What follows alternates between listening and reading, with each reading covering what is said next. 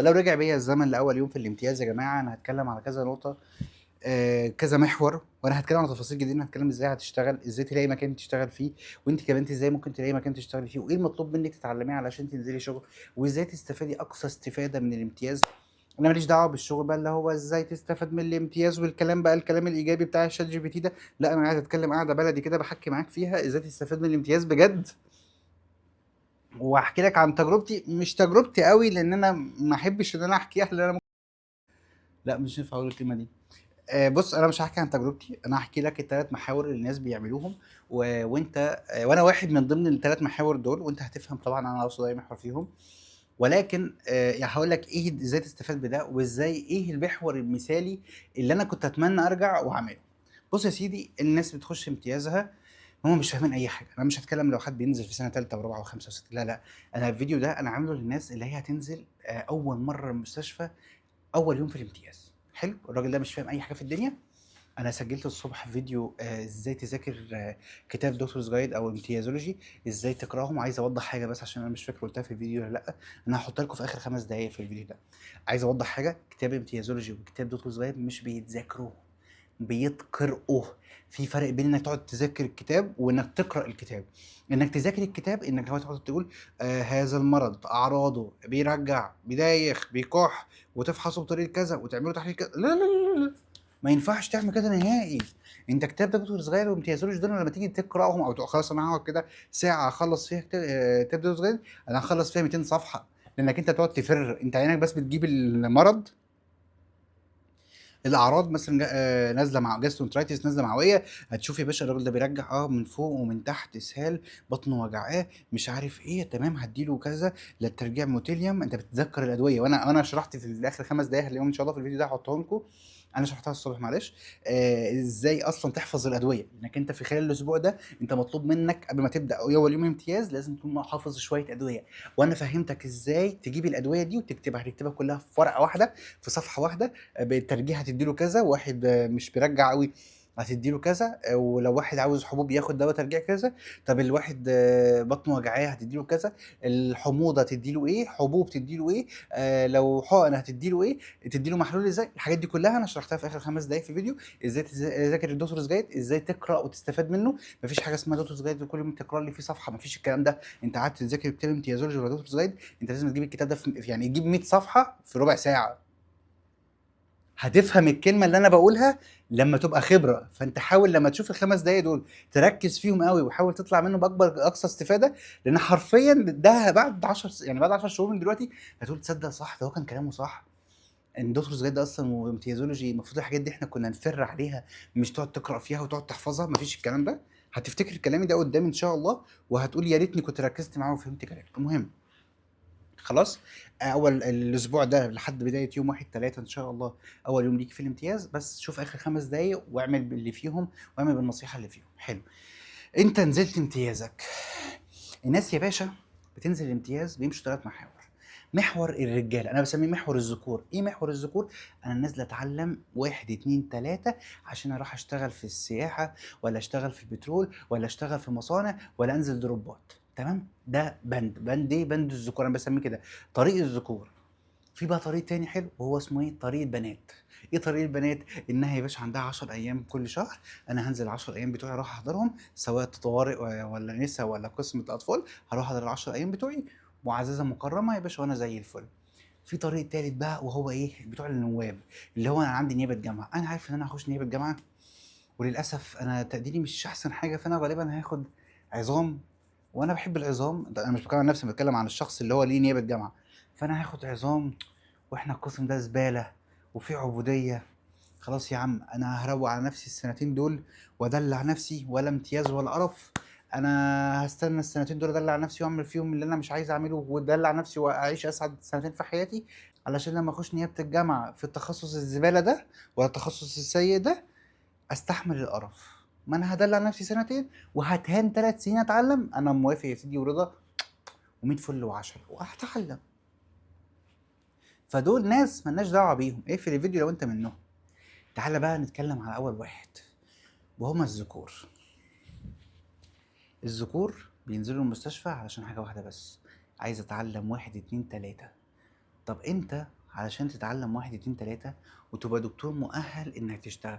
وعلى فكرة انا هفضل اكلمك انك لازم تنزل تشتغل، لان الشغل بيديك ثقة، هي مش ثقة صريحة، مش ثقة انك تبقى دكتور، بس الشغل بيفهمك، بيديك ثقة كاذبة، بيحسسك انك فاهم الدنيا ماشية ازاي، ايه المطلوب منك. حتى بعد ما تنزل الشغل هترجع تنزل المستشفى هتبقى فاهم ازاي تستفاد من المستشفى، فاهم. ودي حاجة مهمة جدًا. أنا شُفت ناس، يعني أنا شُفت ناس فضلوا ينزلوا لمدة سَنة اللي في الامتياز بتاعهم وبيحضروا معاهم ولاد وما عندهمش ثقة في نَفْسهم. أنا يعني مش عايز، أنا ما كنتش عايز أتكلّم عن نَفْسي، بس عايز أقول حاجة بسيطة، بس حاجة بسيطة.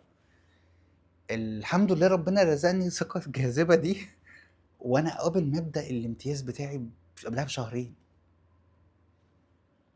الفكرة الفكرة إن أنا رميت نَفْسي في البحر وهُم قالوا لأ، إحنا بس أصل أنا عايز أتعلّم دي، أصل أنا عايز أتعلّم دي، فبيفضل تايه. فأنا لمّا بدأت أنزل وأشوف الدنيا ماشية إزاي وإيه المطلوب برّه، فارجع المستشفى فبقيت فاهم أنا محتاج أتعلّم إيه. يعني مثلًا كان زمايلي أخُش معاهم العناية المركزة والّا أروح معاهم أي مكان، ألاقيهم هُم كل داخلين بقى يبُصّوا بقى في الملفات وعايزين يشوفوا الحالة دي ومش عارف إيه، ويلاقوني أنا كإبراهيم رايح معلش يا مِس، هو أي كاميرا أنا معاكِ، أي بتاع أنا الحُقن معاكِ، مش رايح أطلب منها حاجات معيّنة.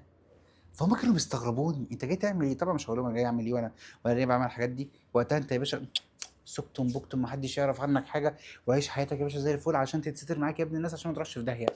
أنت بتمشي كده بالبركة في الامتياز دي، فخلّيك كده زي الفل. المهم يا باشا، أنت بقى إزاي عشان توصل للlevel اللي هو أنت تستفاد إزاي؟ أنا بقى جاي أدّيك خلاصة السنتين كلّهم. هتنزل المستشفى، تدخل المستشفى، هتدخل قسم الطوارئ. الطوارئ، وأتمنى لو تروح المستشفى من الساعة 08:00 مساءً حتى ال08:00 صباحًا، بالليل. شيفت الnight، شيفت الday ما فيهوش تعليم، شيفت الday ده بتاع البنات. يعني إيه بتاع البنات؟ اللي هم إيه، ينزلوا يحكوا مع بعض، ينزلوا يفطروا مع بعض، يتفرّجوا على العركة بتاعة الناس المرضى اللي هُم جايين مع أهاليهم. هو مش مريض أصلًا، هو أصلًا حالته كلّها cold، المفروض يخش يخش العيادة، فهو دخل الطوارئ بدل ما يروح العيادة ويدفع فلوس كتير، فبيخش الطوارئ. الطوارئ أرخص والطوارئ أقرب، يعني على باب المستشفى، لكن العيادة لسه جوّه وبعيدة وفي طابور وقرف وزحمة، فهاخش الطوارئ أسلِّم. دي كلّها حالات cold مش هتستفاد منها حاجة. فانزل بالليل الطوارئ علشان تتعلّم الحالات المهمة، ومش مطلوب منك غير انك تقعد مع الدكتور بتاع الطوارئ. طبعا هو لما يشوفك بالليل وجاي تسهر معاه بيديك كده احترام كده وبيقدرك، بيعرف ان ده جاي يتعلم، بيبقى ليك كده معامله خاصه غير الناس اللي بتيجي الصبح. وكمان لما تقول للدكتور، تقول له على فكره يا باشا، انا مش امتياز، ما انا مش امتياز معاك، انا اوف، انا جاي فولunteer دلوقتي عشان اتعلم بس.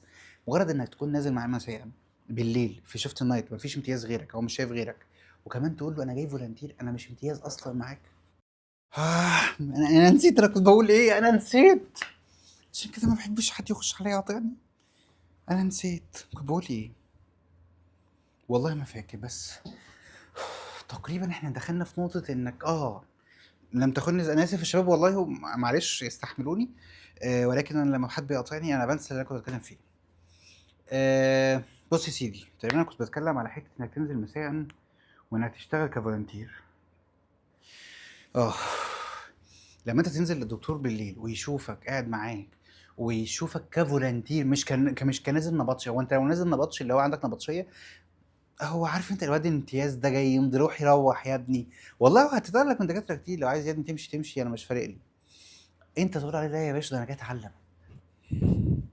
انا جاي اتعلم يا دكتور، انا جاي فولنتير اتعلم مع حضرتك. انت يا ابني بيكون ليك بصه كده، وهيخليك تمد ايدك، وهيخليك تتعامل مع الحالات، وهيكون بص هيساعد، بص هيتبناك وهيعلمك كل حاجه طالما انت نازل معاه مساء. يعني انا اتذكر دكتور كان اسمه دكتور، والله همسح اسمه من الفيديو. كنت انا لسه في سنه صغير، لسه في سنه ثالثه ولا في رابعه، فكنت بعمل الحركه دي. فنزلت فلما عرف ان انا لسه طالب، وان انا يعني كان المفروض ان هو معاه امتياز، مش معاه امتياز، الامتياز ما حضرش، وانا الطالب كنت تقريبا في سنه ثالثه وقتها ولا في رابعه. والله عمري ما هنساه وهو جاي يقول لي خلص الحاله اللي معاك علشان في قسطره عايزك تتعلمها. والله عمري ما هانسى له الجمله دي. وحتى انا يعني انا خدت بالي بقى ليه بقى هو عمل معايا الحركه دي، لان هو ما معهوش امتياز بيحضر. كل الامتياز ده يعني كان في جامعه المفروض انها جامعه تقيله، جامعه انا بتكلم عليها، انا قلت اسمها بس انا هحذف الاسم، دكتور اسم الجامعه. جامعة تقيلة وما كانش في امتياز حاضر معاه، أنا بس اللي كنت سهران معاه طول الليل، والحوار ده حصل الساعة 3:30 كان شايفني باخيّط في حالة، فقال لي: "طب خلّص حالتك دي وبعدين تعالَ لي." وكان شايفني وكان واثق فيّا في خياطتي وكده، فقال لي: "بعد ما تخلّص الحالة اللي معاك تعالَ معايا عشان هاخلّيك تتعلّم تركّب قسطرة وبتاع."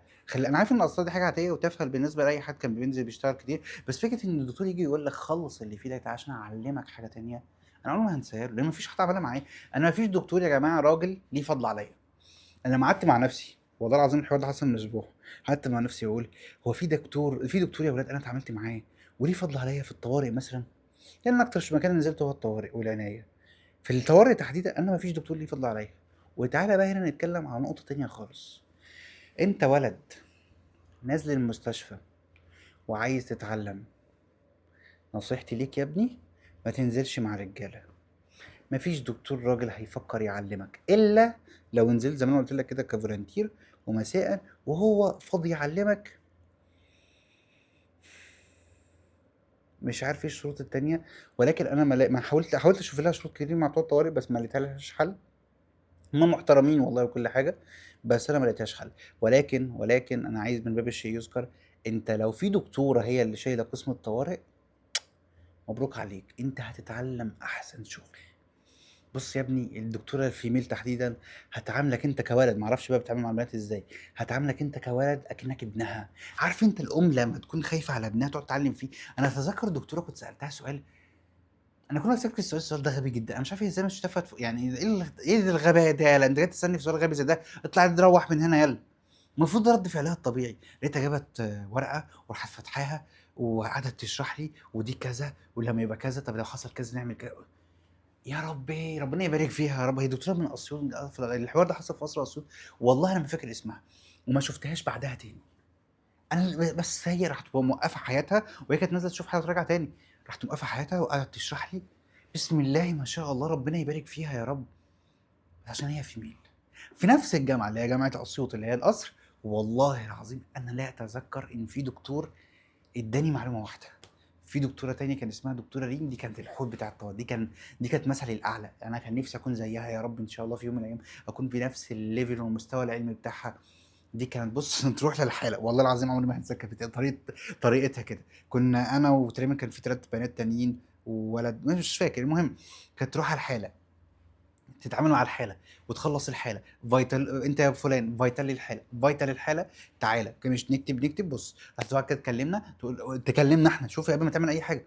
ده مريض عنده كذا وعنده كذا وأنا سألته عندك كذا والّا لأ، وبياخد أدوية كذا، فده خلّي بالك دي خلّينا واخدين بالنا من كذا، فإحنا كده شاكين إن هو عنده مرض كذا، فإحنا هنعمل له التحاليل كذا، وبُص شرحت لنا البتاع كده بيخلص في 50 ثانية وكلامها systematic كده ومنظماه تحس إنك أنت إيه اللي أنتِ الجمل اللي أنتِ بتقوليه ده، ما تيجي تشرحي لي المحاضرات بتاعتي. وبس ومش بتقول سلام عليكم، بعد كده راحت ماشيه راح مخلصه تذكره المريض، حاله اعملي تحاليل اعملي وتدي اوردرات قدامك.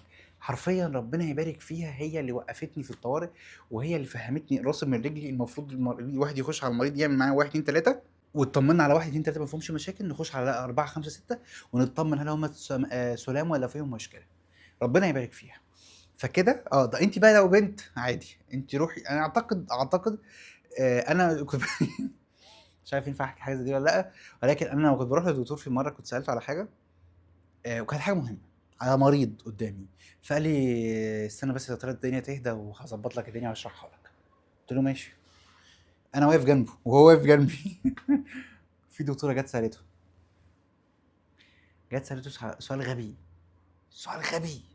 أنا مش باقلل منها، أنا مش باقلل منها، أنا بالعكس هاتكلم في موضوع الأسئلة الغبية ومش الأسئلة الغبية بعد شوية، بس معلش بس. أنا من باب الشيء يُذكر، أنا سألته سؤال مهم على الحالة اللي قدّامي، وبناءً على السؤال ده هناخد decision في الحالة دي، فقال لي هابقى أقولها لك بعدين. هي جات سألته سؤال تافه وغبي، قعد يشرحها لها في ربع ساعة، وأنا واقف وراه، وعايز أقول لكم البنت أصلًا ما فهمتش هو قال إيه، وهو اتكلم كتير، وشرح كتير، وشرح كلام ما لوش لازمة. البنت مستحيل تستفاد، الدكتورة يعني البنت دي مستحيل تستفاد بالمعلومات دي، ومش هيفرق معاها، ومش هيفرق معانا كامتياز، ولا هيفرق معانا حتى لو خدنا التخصص بتاعه، كلام ما لوش لازمة. وقعد يشرح لها تقريبًا في وقت كبير جدًا، وما جاوبش على السؤال بتاعي، ولمّا سهرت معاه بالليل برضه ما ادانيش الإجابة اللي أنا عايزها. او ما ردش على السؤال بتاعي. بس انا كان عندي مبدأ وعايزك تتعلم المبدأ ده. لما تسأل السؤال لدكتور وتحس ان هو بيحاول يتهرب من الاجابه باي اسلوب كان، سواء يقول لك معلش يا دكتور بس الدنيا زحمه دلوقتي استنى بلاش اسئله دلوقتي، او تلاقيه رد عليك رد سريع وخلاص، وانت من جواك كده عارف ان ده ايه انت بتقوله غلط، ده كلام غير منطقي. وقتها خليك محترم، بلاش تزود في الاسئله، اعرف ان ده، بلاش اتكلم على حد، اتكلم عليا انا يا باشا الشهر الجاي كنت تكليف، انا البيزك بتاعي ضعيف، ما تجيش تحرجني وانا لسه مستلم، انا ما اعرفش معلومات كتير، فما تجيش تحرجني. فهمت قصدي؟ فهمت قصدي؟ ممكن يكون ما عندوش المعلومه، فهو محرج ان هو يقول لك ما عنديش المعلومه. فكده نصيحتي ليك يا ابني، لو انت ولد حاول تروح للدكتوره. هم بيتعاملوا معانا معامله غريبه شويه، اللي هو حرفيا بتتبناك كأنك ابنها، بتحاول تكب علم، وما اعرفش ليه البنات عندهم علم كتير قوي فبيحبوا قوي يعلموك، لكن الرجاله الولاد ما اعرفش، اتمنى ما اكونش زيه، اتمنى لما اكبر ما اكونش زي الولاد، هنشوف. كده احنا خلصنا ازاي انك تنزل المستشفى وازاي تقف تتعلم وازاي تستفاد. انا مش عايزك تنزل المستشفى تتعلم بقى حاجات كتير. ايه اللي انا عايزك تنزل تتعلمه في المستشفى؟ يا باشا انا داخل الاستقبال، هتقعد مع الدكتور او الدكتوره، هتسالهم دايما نفس السؤال. في سؤال غبي كده انا بحب بقوله لكل زمايلي، بقول له اسال السؤال ده وانت قاعد في الطوارئ، اساله يا دكتور انا لو في الصحراء، اللي هو انت في البترول او بتشتغل في مصنع او بتشتغل في اي مكان، والمريض ده جالي، المريض اللي هو نايم قدامنا ده جالي هناك في البترول ولا في الصحراء ولا في اي مكان، وانا كده بقى يعني انا هعمل له حاجه فيرست ايد، اللي هو انا هعمل له حاجه تدخل حالا في الصحراء وبعد كده هحوله على المستشفى. انت كدكتور لما المريض يجي لك المستشفى تحب انا اكون عملت له ايه في الصحراء؟ دايما اسال السؤال ده قبل ما احول لك المريض، اعمل له ايه وانا في الصحراء؟ يعني مثلا مريض جالك في العياده ولا جالك في الصحراء وقال لك يا دكتور انا صدري ده واجعني، فانت سالته ماشي، هو بيقول لك انك صدري ده واجعني ومسمع في ايدك الشمال والكلام ده كله، بس انا شفت مرضى صدر وجعه وعنده الم هنا، الم في حته في الرسغ هنا الاثنين، وطلع عنده جلطه، بس ما علينا مش دي المشكله. انا جالنا واحد دلوقتي في المستشفى عنده جلطه والدكتور شخصه عمل له رسم قلب وبتاع، فانت تساله سؤال معلش يا دكتور بس انا بعد اذن حضرتك السؤال بسيط، ايه يا حبيبي هو الراجل ده لو كان جالي في الصحراء اشوف فيه علامات ايه من غير ما معيش رسم قلب؟ اشوف فيه علامات ايه؟ وانت في المستشفى هنا لما تشوفني انا عملت له واحد اتنين تلاته تقول ربنا يبارك في الدكتور اللي هناك انقذ حياتك. ايه بقى الواحد اتنين تلاته اللي عملوه وانا في الصحراء كفيرست ايد علشان لما يجي لك المستشفى تدعي لي؟ هيقول لك يا ابني بص لو كنت اديت له 4 حبايات اسبوسيد و4 حبايات بلافكس انا اشكرك وادعي لك انت انقذت حياه الراجل ده. وهو ده المطلوب منك تتعلمه في اول اسبوعين في الامتياز. المطلوب منك في اول اسبوعين في الامتياز تتعلم الفيرست ايد. مش جاي لك واحد عنده مش جاي لك واحد عنده ستروك لا ده انا هنعمله سي تي ومش عارف هنخش العنايه يعمل له ايه ليه الحوارات دي كلها يا صاحبي؟ ليه الحوارات دي كلها؟ واحد عنده ستروك ازاي تعرف تشخيصه؟ مطلوب منك كامتياز اول شهر انك تتعلم حاجه واحده بس، الراجل ده انا عايز اعرف تشخيصه ايه، او اعرف اشخصه ازاي، اللي هو ما عنده مشاكل في بتاعه واعصابه وبتاع ومش عارف يحرك جسمه وبتاع خلاص. طب انت هتعمل له ايه كامتياز؟ واحد عنده ستروك هتعمل له ايه كامتياز؟ هحوله المستشفى بس، مش هتعمل حاجه تانية. بس مش هتعمل حاجه تانية. ليه هتروح المستشفى لازم تعرف برضه هتوديه المستشفى ليه؟ عشان نعمله اشعه مقطعيه بس. ده المطلوب منك كامتياز في اول شهر، ولازم تعرف انت حدودك ايه وايه العلم اللي انت المفروض توصل له. يعني مثلا بص يا ابن الناس، انت داخل الامتياز ده انت جاهل، احنا قعدنا نتعلم 5 سنين طب علشان حاجه واحده بس، علشان نكون مؤهلين ان احنا ننزل المستشفى نعرف نتعلم. احنا اتعلمنا 5 سنين علشان نبقى مؤهلين ان احنا ننزل المستشفى نتعلم، لكن اللي احنا اتعلمناه في الكليه في 5 سنين ملهمش اي 60 لازمه، بيروح يرميهم في اي باسكت زباله، عادي كلام عادي. فانت نازل الامتياز بتاعك انت ما ينفعش تروح تتعلمني الف الجمل، لا انت نازل الامتياز بتاعك في اول شهر على الاقل تتعلم الحروف الابجديه الف ب ت س، وبعدين تتعلم انك تكون كلمات الف ب ت س زي كانك بتحفظ الادويه، انك تكون كلمات، انك تعرف تعالج مثلا مريض جاسترونترايتس بيقول لك انا ده مالتيبل بقى، ما انت لازم تفهم برضو حدودك ايه. ده مالتيبل سيمتومز، اللي يعني ايه؟ واحد بيرجع، واحد عنده اسهال، واحد بطنه وجعاه. ده مريض جاسترونترايتس بيقول لك انا عندي اسهال، بطني وجعاني يا دكتور، انا سخن وبتاع. إيه الراجل ده المفروض، انا عارف انك انت اكيد خبره وبتسمع الفيديو ده وانت نزلت قبل كده، لكن لو انت جديد ما نزلتش قبل كده، واحد عنده، واحد سخن، واحد مرجع، واحد بطنه وجعاه، واحد عنده اسهال، هو الراجل ده المفروض اعمل له ايه؟ دي خضه، انا منكر، انا ابقى كداب، او اي حد كداب لو قال لك ان انا مش خضه، او حاجه مخضوضه، او حاجه غريبه بالنسبه لنا ولازم ما نعرفش نتعامل معاها وبيكون بالنسبه لنا صعب. طب انا هديله دواء ايه ولا ايه ولا ايه؟ كده كده انت بعدين هتتعود. بس الفكره كلها مطلوب منك انت اول اسبوعين في الامتياز بتاعك تعرف انك لما يجي لك واحد بيرجع بيقول لك انا برجع، ما عنديش حاجه غير ان الترجيع، هتديله ايه؟ هديله والله موتيليوم مثلا، حبوب حلوه للترجيع. حلو. طب الراجل ده لو جالك وانت عايز تديله حقنه عشان تنجز معاه بسرعه، او اي سبب كان، اديله ايه؟ حقنه للترجيع، بريمبران. ايوه بس برافو، هو ده مطلوب، هو ده مطلوب منك. طب واحد مثلا بطنه وجعاه، في مغص، فيسرالجين امبول، والله برافو، بس شطور، برافو عليك، بس كده، بس كده. طب واحد لو، طب احنا عايزين نعمل درجه حرارته ايه والراجل اللي جسمه همدان، اديله بروفين، بس بروفين، حبيت بروفين وخلاص، بروفين بس. طب السخونيه يعني بروفين حلو، بس خلاص. طب انت عايز تديله حقنه عشان تنجز معاه الوقت، عشان الراجل غلبان، ولا بيشتغل في الزراعه، ولا بيشتغل في الصحراء، ولا بيكسر في حيطان، وما عندوش دلع ان هو وقت ان هو ينزل ياخد شويه حبوب، او عايز حقن يا باشا عشان تخلصني، خلاص هنديله ايه بدل البروفين؟ ممكن كيتولاك، حقنه كيتولاك.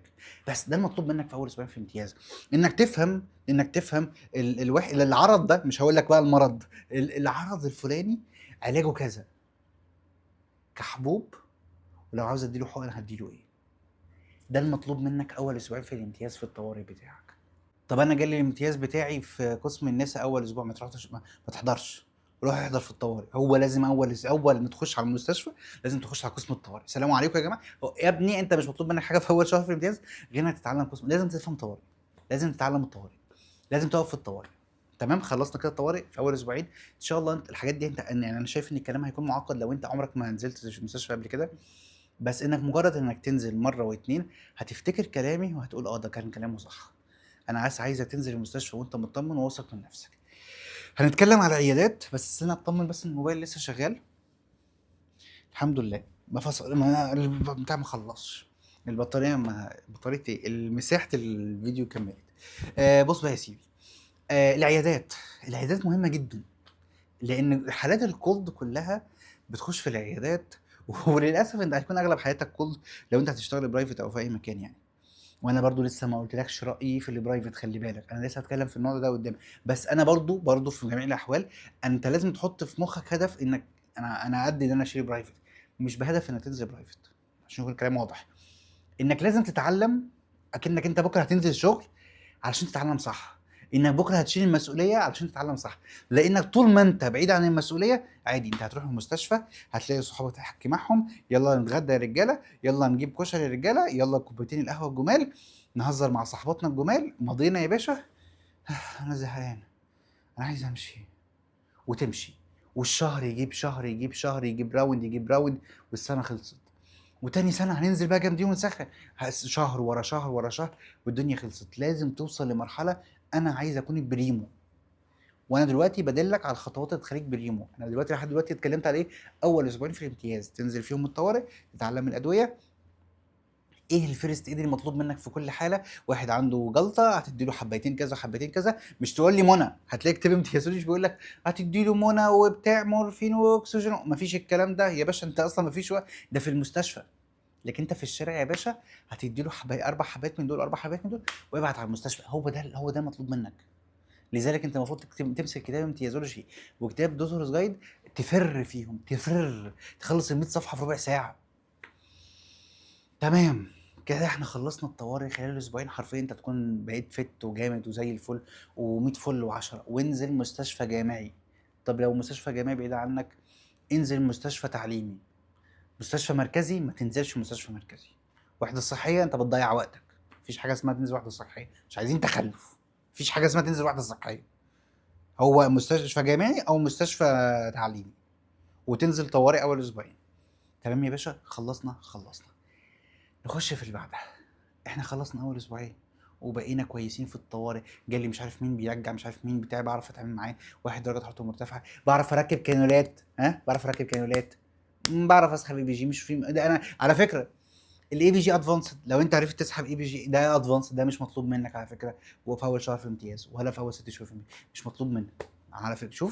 شوف عشان تعرف حدودك، مش مطلوب منك تسحب اي بي جي. ايه رايك في الكلام ده؟ بس مطلوب منك انك تعرف تبقى رهيب في تركيب الكانولات لاطفال وصغيرين وكبار وكله. تكون رهيب في تركيب الكانولات، ومش مطلوب منك تسحب اي بي جي. ايه رايك؟ انا متاكد ان في ناس فيكم بيعرفوا يسحبوا اي بي جي وما بيعرفوش يركبوا كانولات، وده غلط. انت المفروض تتعلم شغل التمريض. انا كنت بنزل في سنه تقريبا سنه تانية كنت مخليها مقدسها للتمريض. لذلك بالمناسبه وانا بحكي، انا كنت مميز. انا لما رحت اشتغلت في شركه، هم اكتشفوا ان انا فاهم حاجات كتير قوي في شغل العيادات، وفاهم حاجات في العيادات. هم كانوا مبهورين بيا، لذلك هم عينوني معاهم اوبريشن عشان امر على العيادات واشوف واوظف الاطباء. هم كانوا واخدين فكره ان انا الهيرو، وانا ما كنتش هيرو ولا حاجه.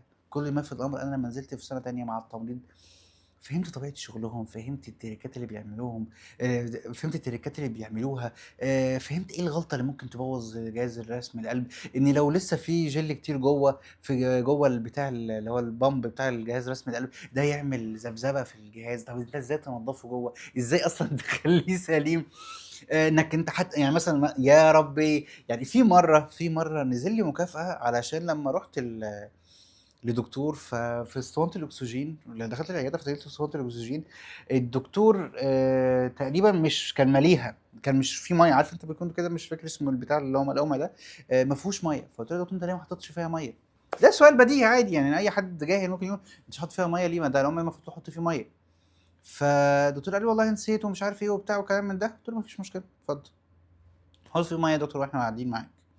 فالدكتور راح جاب ميه من الحنفيه وراح حطها فيها. فقلت له ايه اللي انت عملته ده؟ ميه من الحنفيه بتحطها؟ فبيقول لي اه. قلت له بتحط ميه من الحنفيه؟ يعني انت عايز صدر الناس يخش له ميه من الحنفيه؟ فقال لي امال ايه الصح بتاع. راجل محترم، علمته بكل ادب وبكل هدوء. الدكتور المفروض يحصل كذا كذا كذا كذا، وعمل لها كذا، وانك تغليها وتكون ميه معقمه ومفلتره وبتاع. وبعدين فلا هو تقريبا مش عارف هو فاهمني صح ولا فاهم ازاي. المهم كان معانا واحد برضه كان تمريض بقى، شوف بقى التركايه. كان اللي كان بيمر معاه كان ممرض. فهو طبعا لما شافني بعلق عليه، راح هو واخد هو الأول راح مفضيها، وجاب محلول رينجر ولا مش فاكر محلول ملح، وراح مفضيه في القمع ده. فقلت له انت بتعمل ايه؟ ما ينفعش انك تحط ده. بعدين هي بينفع في حالات معينة بس مش كل الحالات. فعلشان حاجة زي دي او عيادة كولد هيجي لها كل انواع المرضى، فما ينفعش حالة زي دي، مكان زي ده تحط فيه محلول ملح في المكان ده. انت هتحط له يا باشا بس مجرد هيدريشن كده، ميه مغلية وخلاص. هتغلي الميه عشان تكون معقمة وتحطها. فالتعليق على الدكتور وتعليقي على الممرض يعني كده المفروض ان انا اعلق على مين تاني؟ كان معايا حد من الاوبريشن، لما سمعت الكلام وشافت الحوار راحت نقلت الكلام لمدير الشركه. فمدير الشركه بقى بالنسبه له، هو كان واخد عني ثقه رهيبه قبل كده عشان كام هاكس كنت اكتشفتها في كذا عياده، وفي ناس بتسرق، بس انا جبتها بطريقه ذكيه شويه. وبرضه بنسب الفضل في الطريقه الذكيه اللي اكتشفتها في البدايه، اللي خلتهم اصلا يروحوا احنا عايزينك تشتغل معانا، سيبك انت وتعالى اشتغل معانا في الشركه نفسها، وتعالى عين انت الدكاتره. برضه كان بفضل التمريض. ولكن الحركه دي بالذات او اليوم ده بالذات، بعد ما الكلام وصل له، بس ابراهيم بقى بالنسبه لي كده شريك. انا بقيت جزء من الشركه، شريك في الشركه. ابراهيم جزء لا يتجزأ من الشركه، شريك في الشركه، كمل معايا. ولحد النهارده هو كل مره يتصل بيا يقول لي انا عايزه تمسك المكان معايا، مالكش دعوه، انت شوف النسبه اللي انت عايزها وادخل وهديك النسبه اللي انت عايزها. مش هديني سالري فيكس، هديك نسبه. وخلي بالك الشركات بتاعت الدكاتره بتعمل ارقام خرافيه. فعلشان بس شوية معلومات تافهة اتعلمتها من التمريض. التمريض حرفيا انت لازم تتعلم منه كل حاجة. التمريض يا ابني هم اللي بيجيبوا في المستشفى، واللي يقول لك كلام غير كده يبقى عبيط. كده احنا خلصنا اول اسبوعين. بعدها مطلوب منك يا باشا، مطلوب منك يا حبيب قلبي بعد الاسبوعين دول انك تنزل العيادات. كل يوم هتعدي على العياده من عيادات، كل العياده دي يومين والعياده دي يومين والعياده دي يومين والعياده دي يومين. ونصيحتي ليك وما تغلطش غلطتي، علشان أنا هبدا احكي لك بقى عن غلطاتي. انا في تخصصات ما دخلتهاش. انا تخصص الهندسه كنت قافله وبكرهه، ما دخلتوش تقريبا مره او مرتين في حياتي كلها. تخصص الاطفال تقريبا ما دخلتوش غير 3 ايام. وده غلط، ده غلط. المفروض انا انزل كل التخصصات والف على كل تخصص يومين على الاقل. العياده بتاعتهم، العياده بتاعت التخصص يومين يومين يومين، لان غالبا الدكتور بيبقى يعني مثلا معهم 5 ادويه ولا 10 ادويه، انت بتحفظهم خلاص وبتعرف تتعامل بعد كده. ولكن الهاكس اللي انا عايز تركز عليها وهي طريقه الفحص بتاعت الدكاتره. سيبك من الكليه، لان الكليه يا ابني والله إن احنا ما اتعلمناش حاجه في الكليه. الشغل والمستشفى والتعليم جوه المستشفى هو ده الصح اصلا. انا عندي واحد في زميلي في بيدرس طب في امريكا، هو في سنه ثالثه ورابعه ما بيخشوش اصلا الجامعه، ما عندهمش حاجه اسمها جامعه. بيروح ينزل المستشفى زي الامتياز بتاعنا بالظبط. شوف احنا بنعمل ايه في الامتياز، هم بيعملوا وبيعملوا احسن مننا. يعني هو كان اتذكر، هو كان بيحكي لي، بيقول لي والله بص يا ابراهيم انا بروح، فانا ما كنتش فاهم الفكره. بقول له يعني انت مثلا تعرف مرض النيمونيا منين ولا ذاكرته ازاي وبتاع؟ قال لي والله بص اللي حصل يا سيدي، وانا كان هو هناك مثلا عندهم 20 مريض محجوز النهارده في الرعايه المركزه ولا في اي قسم النساء ولا في اي حته. حلو. الناي في 3 نواب، كل نايب فيهم هياخد له 5 حالات، ومعانا 2 امتياز. خلاص بتاع الامتياز ده هياخد 2، ودول اللي حالتين، ده حالتين. بتاع الامتياز يشيل حالتين وده يشيل حالتين. يعني ايه يشيل حالتين؟ يا باشا هو هيخش يشوف المريض ده مكتوب ان هو تشخيصه نيومونيا، حلو، ويبقى عنده تاريخ مرضي كذا كذا كذا كذا كذا. مطلوب منه لما هيصحى الساعه 8 الصبح ولا 5 الصبح يروح المستشفى، يحضر الحاله ويلخصها في شيت كده، ورقه صغيره. ولما الدكتور الناي الاستشاري يمر، ده اسمه مرور، احنا عندنا في مصر مرور بس ما فيش الكلام اللي انا قلته ده. هو دكتور واحد بيشيل المرور كله، حاجه في منتهى العبث. الدكتور نايب يعني بيشيل المرور كله.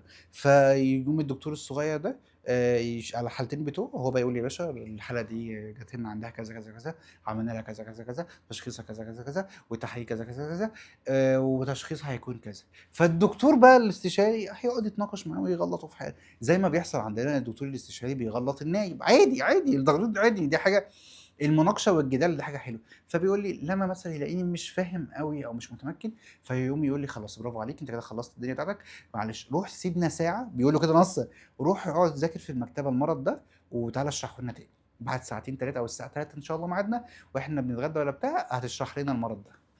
ده مين بيقول له كده؟ ده الاستشاري. وهو ده التعليم يا جماعه، انا اسف في الكلمه، هو ده التعليم الطب. هو ده تعليم الطب، انك انت تروح تمر على الحالات وتشوفها بعينك، وبعد كده تقرا عنها وتحضرها، وبعد كده حد يسالك فيها ما تفهمهاش او تغلط فيها في الاسئله اللي بيسالها لك. ومش اسئله تحدي، مش اسئله امتحان. مش زي اسئله الشفوي بتاعتنا في امتحانات الشفوي، اللي هو احنا المفروض ان احنا كنظام جديد ما فيش حاجه اسمها شفوي، بس احنا بنخش شفوي، العمل التاني عباره عن شفوي. فتخش ما فيش حاجه اسمها اختبار يا باشا، احنا بنتناقش معاك. لقيتك مش فاهم خلاص روح ذاكرها تاني او روح اقراها وتعالى لي نتناقش فيها، عشان انا افتكر كاستشاري وانت كطالب تفهم مني اكتر، ولو حاجه ناقصاك افهمها لك انا. المهم انت تنزل يا باشا، مطلوب منك انت ركز بقى معايا في الفيديو، انا بتطرق وبرغي كتير انا عارف سامحوني، بس انا نفسي اطلع كل حاجه انا استفدتها من السنتين دول، علشان محدش يمر باللي انا مريت بيه. فالحمد لله على كل شيء. مطلوب منك يا باشا، استنى اشوف بتاعي شغال. شغال. مطلوب منك يا باشا انك تمر على كل عياده يومين ثلاثه على الاقل. فانا الكلام ده كله على اول شهر، عايزك بعد اول شهر تكون بريمو في المستشفى، فاهم كل حاجه في المستشفى. مريت على كل عياده يومين ثلاثه يومين ثلاثه يومين ثلاثه، كده انت تقريبا بقيت حافظ. ركز في الكلمه دي، حافظ كل الادويه لحالات الكولد. بس ركز في الكلام، انا ما قلتش مرضى الضغط ولا مرضى السكر ولا مش عارف مرضى الكوليسترول، ما قلتش الحاجات دي. انا بتكلم دور البرد، الأطفال. صح، ده أنا باحكي لك على موضوع أمريكا علشان أحكي لك على الحتّة دي. أنت لمّا تنزل المستشفى مثلًا في عيادة الأطفال، ازاي تستفيد من عيادة الأطفال؟ أنت لمّا تنزل المستشفى في عيادة الأطفال، يعني هتلاقي دكتور الأم جاية بتشتكي لك بتقول له: "يا دكتور والله العظيم الواد بطنه وجعاه وعنده إسهال ومش عارف"، وعمّال يقول حاجات غريبة كده. أنت هتلاقي الدكتور قام مسك الولد، لسه بنقول السلام عليكم، حاط ايده هنا عشان يشوف درجه الحراره، مع ان الام ما قالتش في درجه حراره. هتلاقي الدكتور مسست نفسه كده بتاع الاطفال كده، وبقى فتح بق الولد، بيفتح بق الولد ليه؟ ما يا عم دي بتقول لك بطنه وعنده اسهال. فتح بق الولد بيشوف التونسل بتاعته فيه مشكله ولا لا، وغالبا بيشوف فيه غالبا بيلاقي فيه مشكله، فبيكون تشخيصه اصلا حاجه تانية خالص. الحاجات دي انت تتعلمها فين؟ لما تنزل العياده وتشوف الدكتور بيعملها ازاي، تشوفه بيبدأ منين وبينتهي فين. مع ان الام قالت كذا كذا كذا كذا، المفروض هو يروح يبص على الحاجه، يروح يبص على بطن الطفل ولا يمسك بطن الطفل ولا يفحص لا هو راح بص على بقه. فاهم؟ فهتلاقي الدكاتره مسستمين نفسهم. ده هيعلمك ازاي تفحص المريض. لا ما احنا متعلمين فحص المريض يا باشا في الحالات الكلينيكال وعملي مش عارف مين والدنيا اللذيذه وايام العملي وبتاع. حبيبي اللي انت اتعلمته حاجه في الكليه، والشغل حاجه تانية. الشغل حاجه تانية. لما تنزل العياده، مطلوب منك تنزل بس العياده في يومين بس، هم 10 ادويه في كل قسم، هتحفظهم قبل ما تروح القسم. قبل ما تروح القسم، مش وانت جوه القسم تحفظهم، قبل ما تروح القسم وتحاول تبحث عن، انا هحط لك البرنامج اللي ممكن تستخدمه يخليك تعرف تحسب الجرعات بتاعه الاطفال، وبرنامج تاني هيعرفك الدواء ده بتاع ايه. ماشي؟ بتاع اللي هو ده بتاع الكورتيزون، ده بتاع ده انالجيزك، ده مسكن، ده بتاع الترجيع. انا في برنامج هحطه لك، ممكن احطه لك دلوقتي في السكرين كده في الجنب دلوقتي، اللي هو ان شاء الله يعني آه يفهمك ده دي دواء بتاع ايه، ده ترجيع ولا بتاع ايه ولا غيره. خلصنا يا باشا كده. انت اول شهر عدى عليك يا باشا في الامتياز كده، انت الحمد لله بقيت بتعرف تتعامل مع حالات الطوارئ. وعشان برضه تكون فاهم، حالات الطوارئ اللي هو في واحد راسه مفتوحه، واحد مضروب طلق نار، واخد طلق نار، واحد مضروب بالنار، مطلوب منك تعمل له عمليه؟ لا، مطلوب مني ان انا احط له دريسنج واحوله المستشفى. ده المطلوب منك، لازم تفهم ان ده المطلوب منك. ماشي؟ مش مطلوب منك تطلع الطلقه، مش مطلوب منك حاجه، مطلوب منك تعرف تحط دريسنج كويس وتبقى تعالى تتذكر. تقريبا وانا كنت في سنه رابعه في مستشفى الاحرار، دخل علينا طفله تقريبا الساعه واحدة الظهر. الريبس، الريبس بتاعت الطفله، تقريبا طفله اقل من سنتين، يعني كانت قد كده، انا فاكر البنت كده، عمري ما هنسى الموقف ده. الريبس مكسوره ومبعد عن بعضها، واللنج الرئه اللنج موجوده وطالعه بره، الريب طالعه داخل، هو كان بياخد نفسها، فالرئه تفتح، فاللنج الرئه الطرف بتاع الرئه يطلع بره، فالريبس اللي هو العظم بتاعت الريبس تخربش فيها، وبعد كده تدخل لجوه، وبعد كده تطلع بره تتخربش تاني، وبعد كده تخش جوه يا نهار ابيض. فانا سالتهم سؤال واحد: هو انتوا جايين منين؟ انتوا جايين من بيتكم على هنا؟ انتوا بيتكم فين؟ فقالوا لا ده احنا رحنا مش عارف الوحده الصحيه ولا رحنا مستشفى ايه. فاول ما شافوها قالوا لا دي حاله الجامعه، ودوها على الجامعه بسرعه. وانا هنا مش عتابة على الاهل، عشان كان ماليش دعوه، لان الاهل تقريبا ام اتحبست تقريبا اهمال في طفله، ولا ما اعرفش، في حد اتعصب ومسك حله زقلها في الطفله. وهي كانوا بيحكوا في الاول انها كانت قاعده على البوتاجاز ووقعت الطفله، وقاعده مامتها حطها على البوتاجاز ولا على القطعه، وراحت واقعه على البتاع، راحت واقعه على الحله راحت شقلها البتاع، الحله الومنيوم، ما يخصنيش. ولكن عتابي على الدكتور اللي هو شافها في المستشفى ولا شافها في الوحده الصحيه وبعتها لنا على المستشفى بتاعتنا اللي هو في مستشفى الاحرار كمان، من غير ما يحط لها حتى دريسنج او يعمل اي حاجه تفصل ما بين الرئه اللي عماله الرئه عماله تتقطع، يعني الريبس متكسره وعماله تخربش في الرئه، انسبيريشن واكسبيريشن، الرئه عماله تتقطع في تحركها على العظم رايحه جايه، تتخربش من العظم يعني. انا مش عارف احط لها يا عم شويه قطن، ولا احط بتاع، ولا اعمل اي دريسنج عليها، ولا اعمل لها اي حاجه قبل ما تحولها. انت المفروض بقى تتعلم الحاجات دي كلها في اول شهر في امتيازك. اعمل ايه مع الحالات دي كفيرست ايد؟ انا مش مطلوب مني غير فيرست ايد. انا قررت الجمله دي كتير، اتمنى تكون وصلت لك. عدى اول شهر، وهنا بقى هنيجي على الثلاث اشخاص. اول شخصيه وهي شخصيه الذكور. باشا انا احلى دكتور في الدنيا، انا عايز شغل السياحه حالا. نصيحتي يا رجاله، شغل السياحه حرام. بدون الخوض في التفاصيل، شغل السياحه حرام. انا مش هقول لك حرام علشان انا مش هقول لك حرام علشان الفندق فيه خمور والحاجات دي، اما ماليش دعوه، ماليش في فتاويها وخلاف في فتاويها. ولا هقول لك حرام علشان انت بيطلب منك انك تركب محاليل والمريضه مش محتاجه محاليل، وانك بتبقى اوف دوز في اغلب الادويه. ولا هقول لك علشان انت بتتعامل مع ناس ضايعه. واللي عايز اقوله لك مش ينفع اقوله لك، لان انا اتحرج ان انا اقوله لك. بس بلاش سياحه، نصيحتي، وبلاش شغل عامة، لان الشغل، بص، الشخص اللي جاي في المكان هو فاكر انك انت طبيب تكليف، او انك انت مؤهل انك تشتغل، وانت مش مؤهل انك تشتغل. واللي انا مش هتمناه له اهلي ما اتمناهوش لحد. فانت براحتك اعمل اللي انت عايزه، وما تزعلش من طريقه كلامي، وما تزعلش من كلامي بجد، لان انا والله بقولها لك من محبه. والمشكله ان انا اعتقد يعني يعني هتتوب ازاي منها لما تكبر ويبقى معاك فلوس. انت دلوقتي انا عارف انك انت معكش فلوس وعندك 25 سنه وكل الناس اتجوزت وخلفت، وهو حرام فعلا انك انت واحد يكون عنده 25 سنه ولسه بياخد فلوس من اهله علشان يعرف يدفع فلوس الايجار وانا عارف انك انت عايش على الحكرك وعايش حياه صعبه علشان بس تعرف تكفي فلوس حياتك. ولكن يعني بلاش سياحه، ممكن تشتغل في اي حته تانية. مش عارف ايش. في ناس دلوقتي بيحبوا يروحوا يشتغلوا مع الدكاتره. انا هحكي في تفاصيل السياحه بس اتكلم كنصيحه لبتوع التكليف، مش كالامتياز. عايز تستفاد بيه وتسمع الكلام من باب النصيحه ماشي.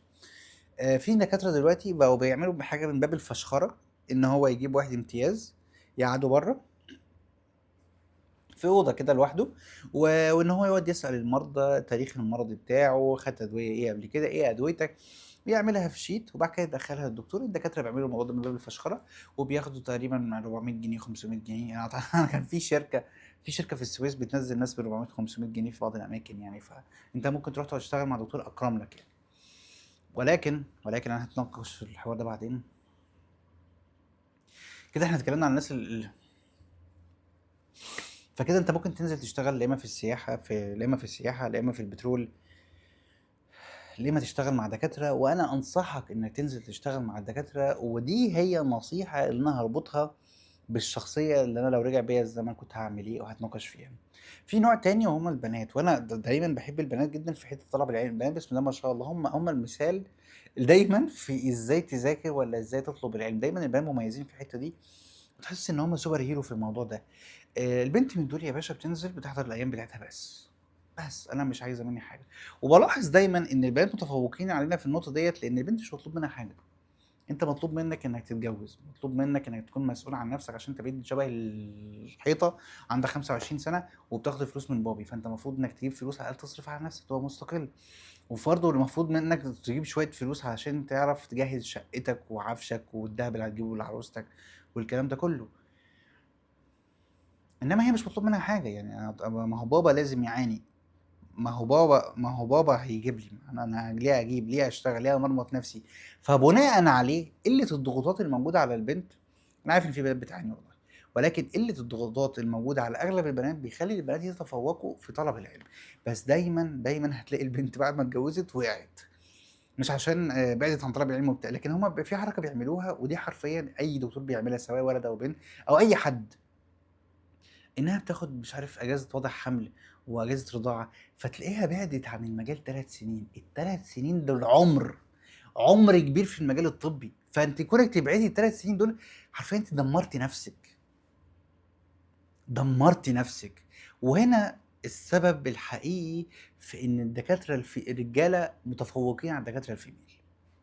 ما فيش سبب تاني، لإن الدكاترة الفيميل هم أشطر مننا. أنا آسف الرجالة ما تزعلوش مني في الكلام ده، هم أشطر منا علمًا وطلبًا للعلم.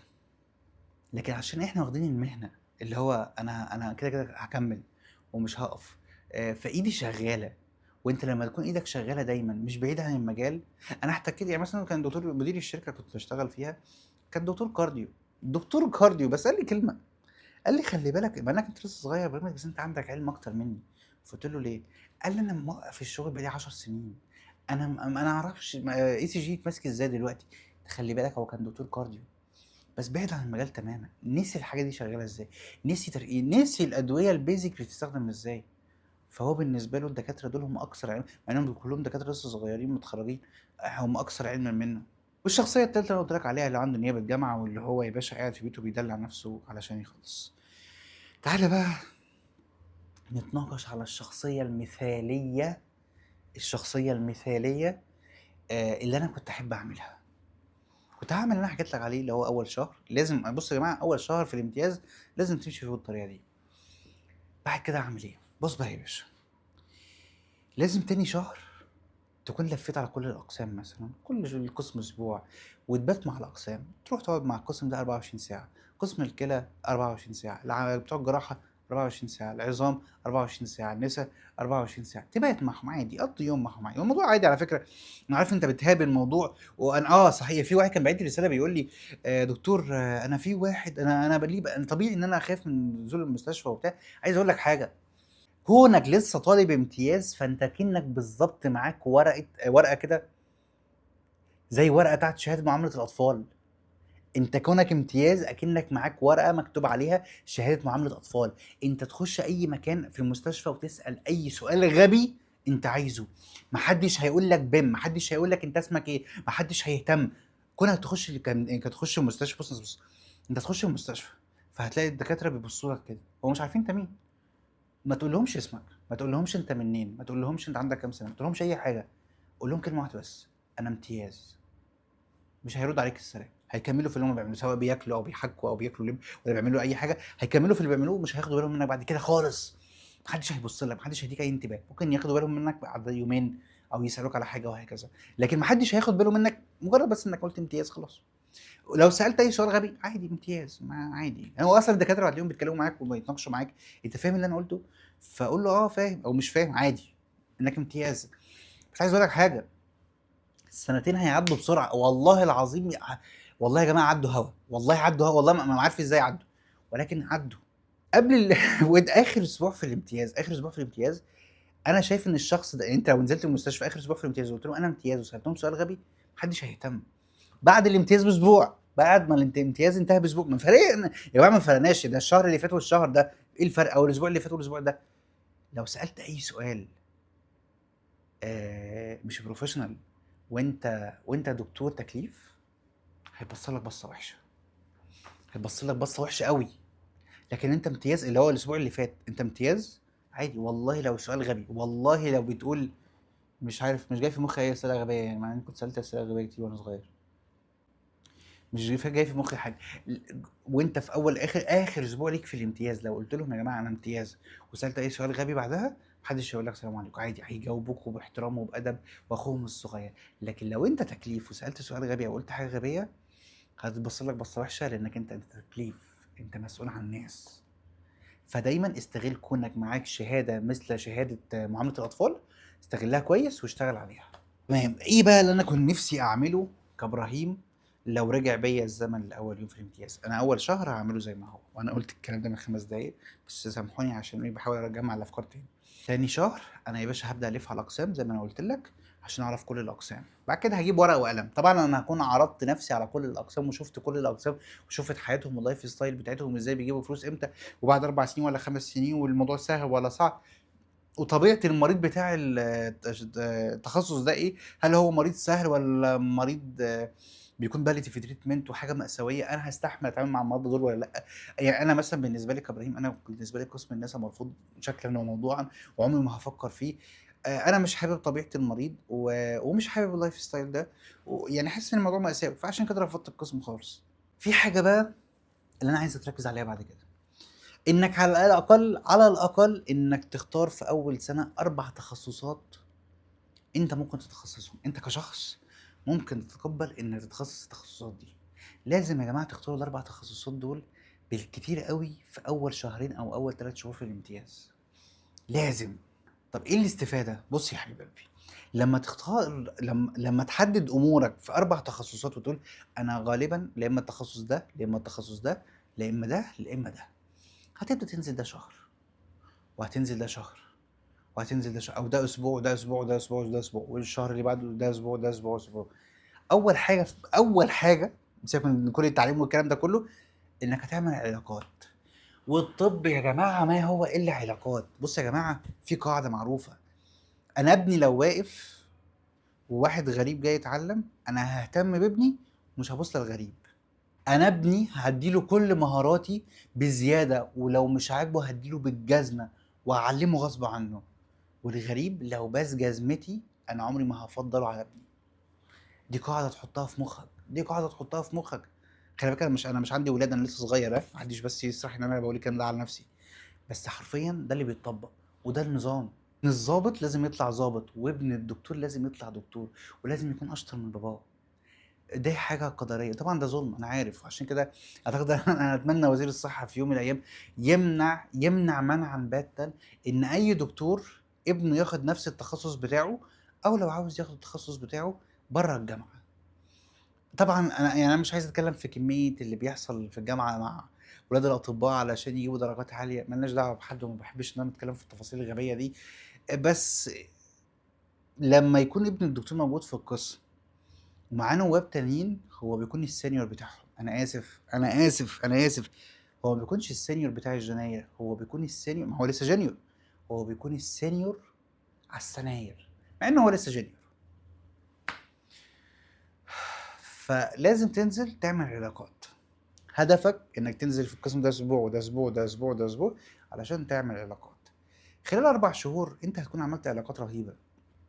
وعايز أقول لك حاجة كمان، الدكاترة بيصطادوا الطلبة في المستشفى. يعني إيه؟ أنا دكتور نسا فاتح عيادة، عايز أعمل زي لقطة كده عندي في العيادة، هجيب دكتور عندي في الأوضة اللي جنبي، لما المريضة تخش تشوف التحاليل بتاعتها، يراجع معها التحاليل بتاعتها. في بعض المرضى بيروحوا للدكتور عشان بس يتابعوا الدنيا فيه هو كويسة ولا مش كويسة، فالدكتور ده ممكن يسلك لي الدنيا. هو ممكن يجيبك يعلمك 1 2 3 4 5 6، اتعلمتهم خلاص يا باشا انزل الشغل معايا ب 500 جنيه، فكك من الفلوس. ودايما نصيحتي ليك، الفلوس ملهاش قيمة في مصر، فما تفكرش في الفلوس. وانت في الامتياز ما تفكرش، ما تجريش ورا الفلوس، ما تبقاش غبي، ما تبقاش تفكيرك مثل تفكير الفقراء. خلي بالك احنا فقراء، بس اقصد ما تفكرش بنفس اسلوب التفكير ما تفكرش بنفس اسلوب التفكير بتاع الفقراء. في نقطة انا عايز فلوس دلوقتي، انا عايز، لا لا لا لا، ما يكونش ده هدفك. انت هتاخد فلوس، ولكن هدفك الاكبر انك تعمل علاقات مع الدكتور ده، ان الدكتور ده تكون حياته كلها معتمد عليك انت. شيل عنه الشغل، بص وصله لمرحلة ان هو انت بالنسبة له كل حاجة، لحد ما يبدأ يسمح لك انك تأسست معاه في عمليات، ولا لان هو بقى بيعلمك بدأ يعلمك الشغل، بدأ يعلمك ازاي تتعلم وازاي تشتغل. وهنا هتبدأ بقى تجيب فلوس، لما تأسست مع الدكتور هتبدأ تجيب فلوس. يا سلام بقى لو الدكتور ده من الاربع دكاتره اللي انا حكيت لك عنهم او اربع تخصصات اللي انا حكيت لك عنهم، انت بقيت حابب التخصص ده وبقيت فاهمه كويس قوي وانطلقت فيه. انت كده في سنه تانية في الامتياز، تاني سنه في الامتياز انت هتكون اخترت على الاقل تخصصين تشتغل فيهم. ومش كده وبس، انت بدأت عايز تشتغل فيهم، لا ومش كده وبس، ركز، انت بقى عندك علاقات فيهم. وده كنز يا ابني، والله والله انا هو بتخرج اهو. انتم لا تعلمون كم هذا الامر يستحق وكم هذا الامر عظيم. انا واحد من الناس عملت علاقات غير طبيعيه، غير طبيعيه مع دكاتره الشركات. يعني انا في ناس في الشركات محتاجينك تيجي تشتغل يا باشا وبالرقم اللي انت عايزه والنسبه اللي انت عايزها، وارقام محترمه. يعني انا عارف ان انا مش هعرف اعمل الفلوس دي لو بقى عندي غالبا لما يكون عندي 35 سنه اعرف اعمل الفلوس دي، مع ان انا ما بعملش حاجه، انا من طبيعه شغلهم. انا بس يعني انا لما اعرف الدكتور ده شاطر ولا لا، اعرف اعمل الانترفيو للدكاتره، بختار كل دكتور بالفرازه. بحكي لك ممكن نتناقش في نقطه ازاي بعرف اختار الدكاتره في مكالمه التليفون اعمل له انترفيو. بعرف الدكتور ده شاطر ولا مش شاطر، وعنده خبره ولا لا، ولا هيروح يبوظ الدنيا وهيودينا في 60 داهيه. يعني انا مثلا صغير اهو بس بختبر ناس تكليف ونواب. انا مفيش دكتور، كان اخر دكتور مشغله عنده 40 سنه، كان في المالديف وكان دكتور نائب عظام ورجع مصر. كنت مدخله على رهان، يعني انا كنت مراهن الدكاتره، قلت له يا باشا الراجل ده هيجي يسد، فبيقول لي لا بس مش عارف ومش هيعرف يتعامل والدنيا قلت له انا واثق فيه. المهم انا مش فاكر ان فكره ان انا كل شويه ابص على الموبايل دي بتفصلني وبتخليني مع اتشتت في اللي انا كنت بحكي فيه.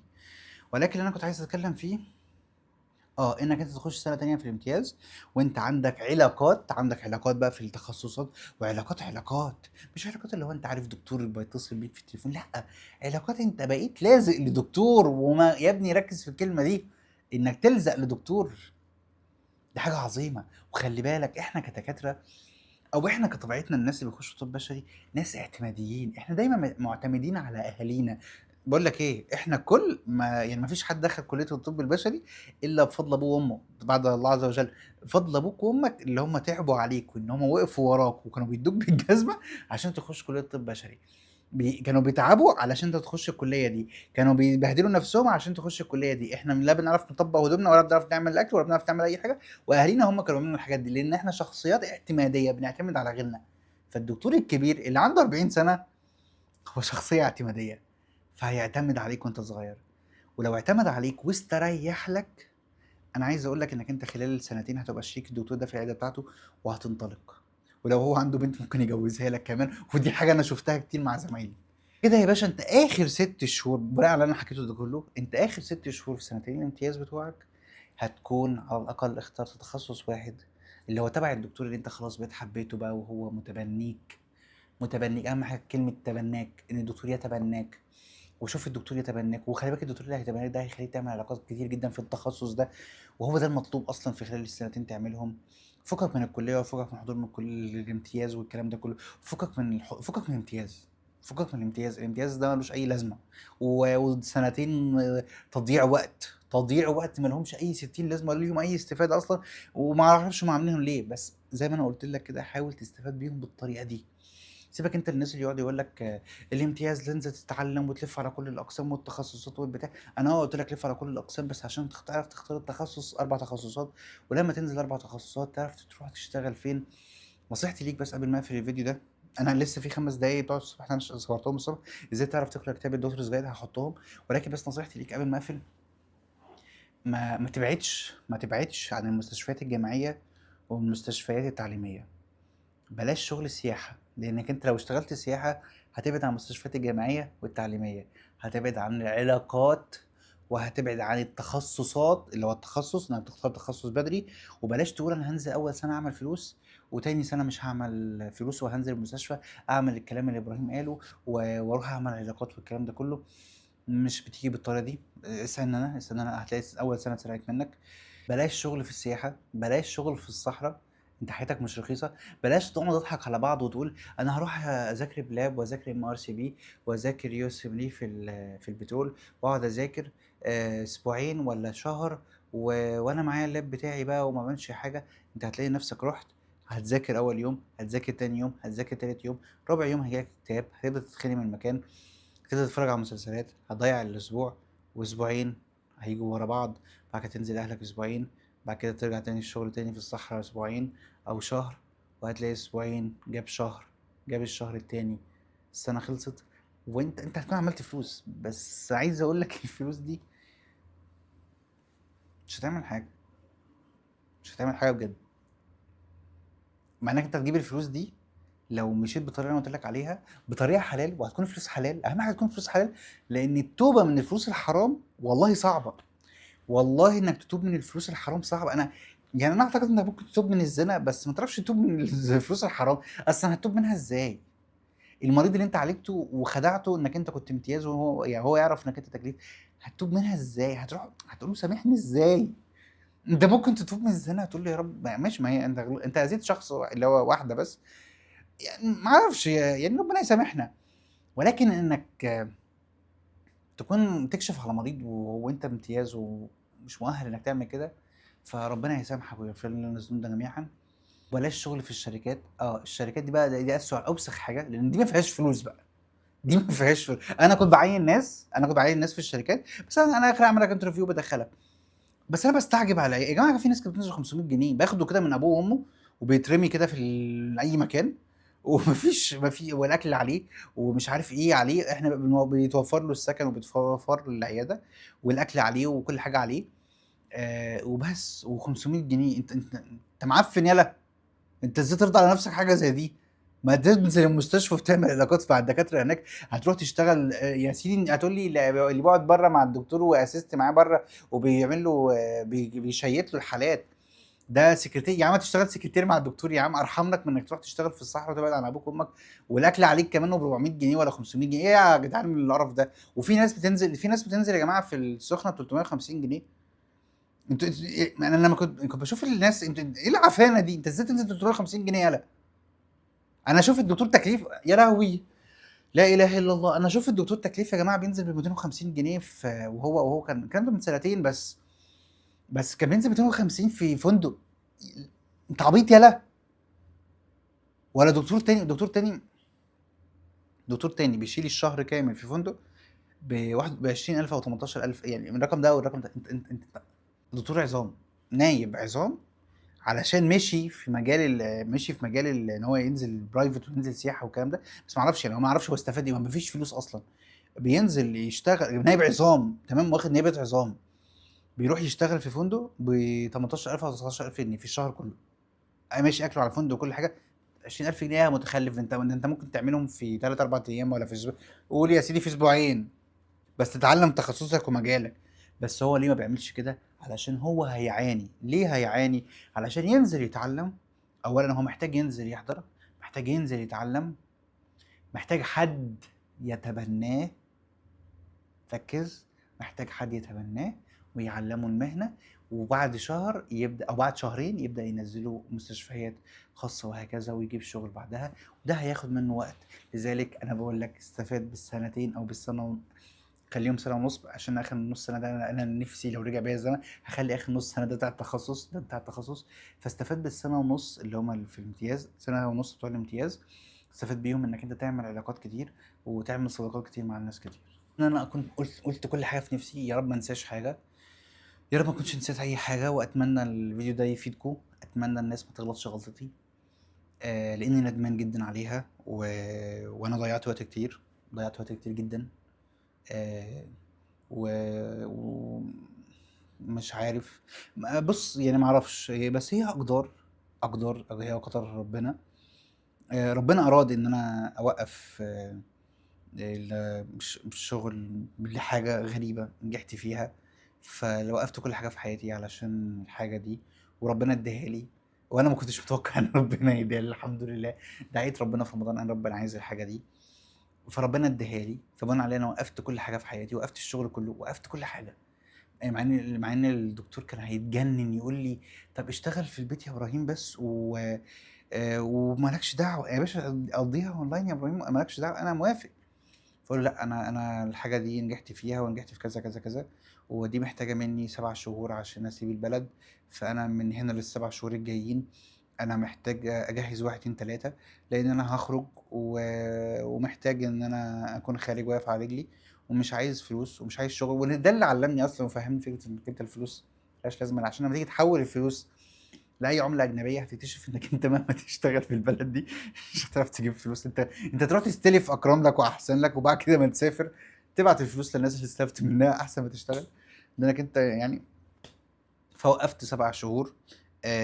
وللاسف هو يعني بعت لي رساله بعدها عاتبني فيها جامد وقال لي انا بسببك خسرت، لانك لما مشيت. مع اني والله انا ما كانش في نيتي اي اذى والله، وانا بحبه جدا وبحب كل التيم اللي كان معايا، كل الكرو اللي كانوا شغالين معايا في الشركه بحبهم جدا، ولسه على تواصل بيهم لحد دلوقتي، مع اني سايبهم تقريبا كده بقالي 8 شهور او 10 شهور.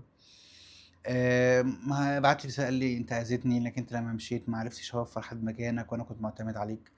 مع ان ما شايف ان شغلي عادي، اي دكتور كان يقدر يسد مكاني. انا بعمل انترفيو للناس، يعني شايف ان دي حاجه عبيطه. انا بعملها يعني عشان لفيت كتير واتمرمطت كتير وانا في الجامعه في نزول المستشفيات، وفهمت الشغل ماشي ازاي. فده كان بيخليني افهم الدكتور الشاطر والدكتور مش شاطر في مكالمه تليفون عاديه. ما اعرفش اللي جه بعديها ازاي، بس ربنا هو اللي كان كاتب الامور. فلكن اراد الله ان انا اوقف الشغل، وعشان نجحني في حاجه معينه. والحمد لله بعد 7 شهور معرفتش اكمل النجاح ده. وربنا زي ما اعطاني الحاجة، هو اراد ان هو يعني لخير، لسبب خير ليا، راح واخدها مني تاني. و... وانا راضي بده، الحمد لله انا راضي بده. السلام عليكم. هتكلم النهارده عن الامتياز. لو رجع بيا الزمن لأول يوم في الامتياز، وعشان استفاد بسنتين الامتياز استفادة، أقصى استفادة وأحسن استفادة، أنا هتكلم في الفيديو ده عن الشغل، وعن الشغل طبيعة شغل البترول وشغل السياحة، وأعلمك إزاي تخش في مكان أو عيادة تعرف تبقى دكتور كويس فيها حتى لو أنت يعني، وأخليك تعرف تحفظ الدنيا وتمشي كويس إزاي، وإزاي تذاكر أصلا، وإزاي تجهز نفسك للامتياز. بس أنا عايز أبدأ بس في بداية الفيديو ده، واتكلم في الاول خالص عن ازاي اصلا، يعني لسه باقي 7 ايام على بدايه الامتياز بتاعك، ازاي اصلا اول يوم في الامتياز بتاعك تنزل وانت دكتور محترم الى حد ما واثق من نفسه. ده على اساس انك انت كشخص قبل كده عمرك ما نزلت الامتياز، ولكن بعد كده انا هزود الموضوع واحده واحده وتدريج تدريج. في اول الفيديو بس انا هبدا معاك بحاجه صغيره كده، اللي هو ازاي تقف في المستشفى في اول يوم في الامتياز، لان انا شايف الحته دي مهمه جدا ولازم الناس كلها تفهمها والناس تعرفها. افهم بس معايا اول 5 دقايق عديهم لو انت كنت خبره في بتنزل مستشفيات قبل كده، وهتكلم معاك بعد كده ازاي تستفاد، ازاي توصل للتخصص بتاعك وانت لسه بدري، ازاي تستفاد اقصى استفاده. هتكلم في الكلام ده كله، بس انا عايز بس للناس اللي هي لسه داخله الفيديو يشوف بس الحته المهمه دي. بص يا حبيب قلبي، عشان كان نفسي حد يقول لي الكلام ده وانا لسه في الاول خالص كده، ايام ما كنت بنزل، لان أنا نزلت وانا في سنه تانية وثالثه، كنت تعبت جدا عشان احصل على المعلومه، وازاي اخد المعلومه، وازاي اوصل للمعلومه. ده كتاب دكتور صغير او اي كتاب تاني عادي مفيش مشكله، بس انا بحب دكتور صغير علشان حاجه واحده انت هتفهمها دلوقتي. الكتاب ده يا حبيب قلبي ما بيتمسكش كده ويبتدي بس انا اجيب مرض.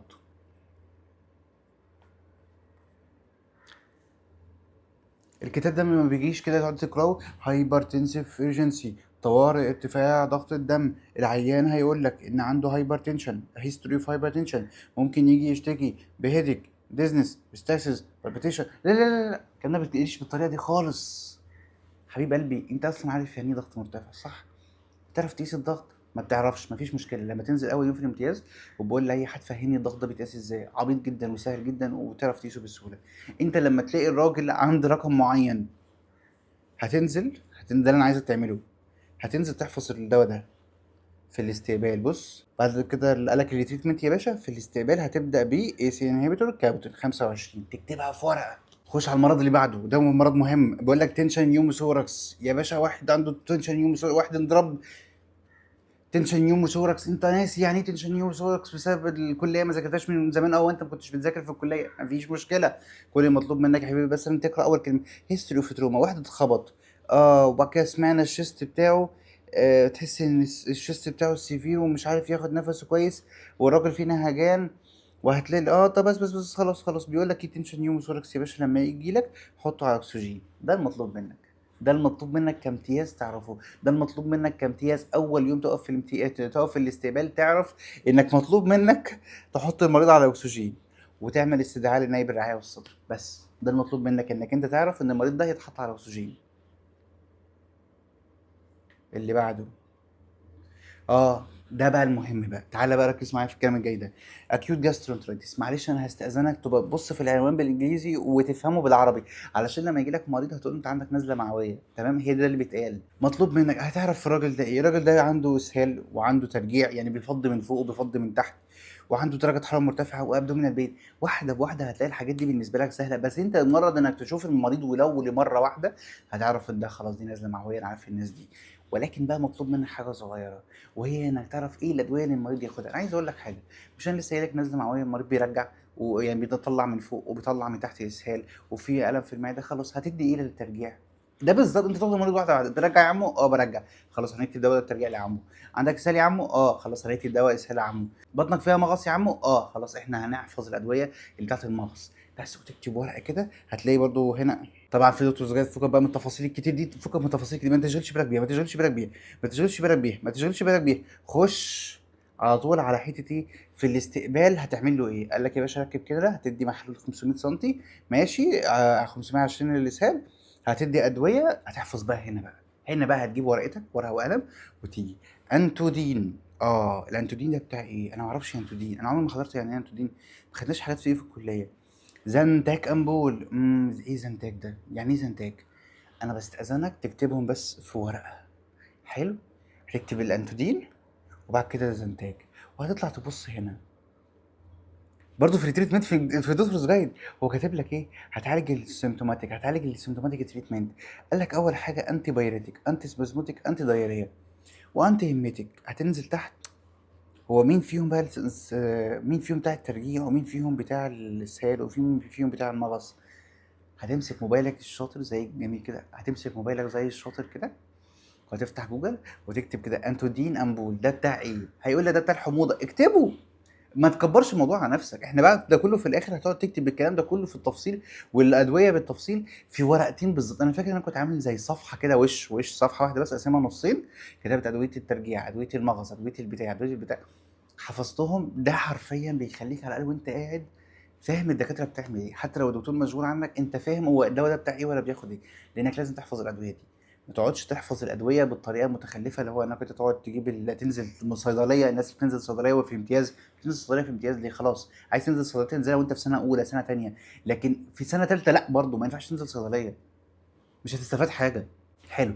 وبعد كده تخش على روشتتك في البيت. روشتتك في البيت يا باشا عندك سيبرو 500 مللي جرام، ماشي، 500 مللي جرام تاب. فانت مش عارف ايه السيبرو ده، ايه السيبرو ده؟ يا باشا اكتبها عندك. الراجل بتاع الجاسترونتريسيس خد سيبرو. هو ايه سيبرو ده؟ خش اسال جوجل يا باشا. وانا هقول لك في الاخر البتاع ده في البرنامج، كذا برنامج لازم تنزلهم اللي هو بتاع الادويه، وتعرف الادويه اسمها ايه، وايه الادويه البديله للدواء ده، وتعرف سعره كام كمان. وكمان تعرف جرعه الاطفال، لان جرعه الاطفال رخمه جدا ومعقده جدا. انا بلاحظ ناس بتقعد تحفظ فيها، بتحفظها ليه؟ ما انت عندك عندك برنامج بيحسبها لك كده، ايه تقعد تضغط نفسك في تفاهات زي دي؟ في حاجات اهم من كده بكتير. المهم يا حبيب قلبي، انت تقعد تكتب الادويه دي، يعني مثلا موتيليوم ده للترجيع، موتيليوم للترجيع، هتكتب كده موتيليوم للترجيع. انا تعالى بس هحاول احط لكم ورقه، بص ان شاء الله هحاول ادور على الورقه القديمه اللي معايا، واحاول ان احملها واحطها لكم تاني، واحط لكم في الجنب كده. عايزك تعملوا ورقه زي دي، مش ما تاخدش الورقه بتاعتي، ما تاخدش الورقه بتاعتي، مالكش دعوه بيها، انا ما كنتش بهتم بيها اصلا. انا مجرد حفظتها في 5 دقايق ولا نص ساعه ورميتها وما اهتمتش بيها، بس صورتها على الموبايل بتاعي، عشان احيانا لما كنت بروح المستشفى كنت بنسى، كنت بسرح هو كان ده بتاع ايه ولا ده بتاع ايه. 1 minute.